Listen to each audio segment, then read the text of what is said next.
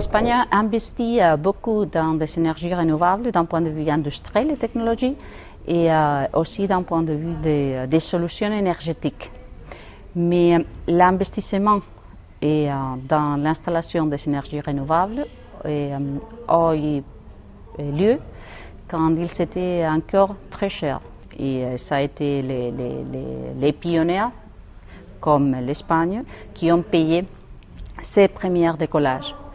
Alors la question, c'est que maintenant il y a une tension entre ceux qui disent c'est une bêtise, parce que c'est pas vrai que ceux qui bougent les premiers sont ceux qui gagnent, et ceux qui disent ouais, mais c'est quelque chose qu'il faut se passer en tout cas, et qu'il y a encore beaucoup de choses à faire.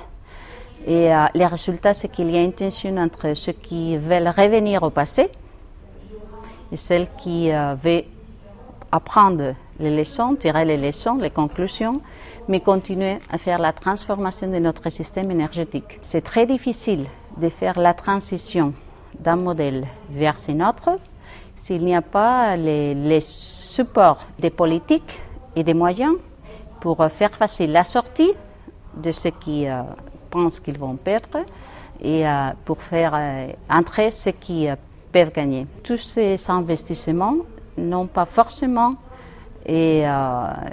revenu sur les équipes qui faisaient les investissements sur le développement technologique, parce qu'ils ont eu des investisseurs ou des producteurs d'ailleurs. Alors il n'y a pas eu autant qui est resté en Espagne. It's very normal that when you are the first one to do this type of thing, there are things that you don't know, you have to say. So, of course, it could have been better, but it was not so bad designed. There was a late reaction to introduce the changes that they were needed to allow the thing grow in a sustainable manner. So we reacted late.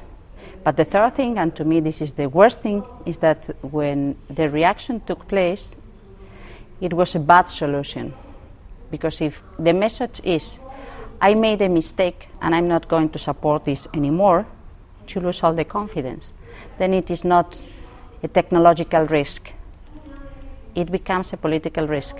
In the transformation of the energy system, you have to play with the two elements.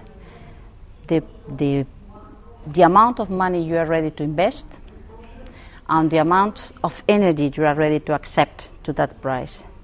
So probably we will be going towards a system on auctions of capacity, so to get the better price of that technology and to manage the transformation of your own system.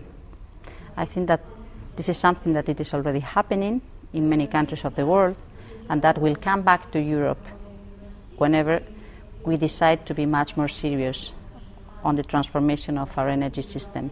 But I think that it is a good driver for our own economy, competitiveness, and to build a narrative, a project for the whole Europe, the energy transformation.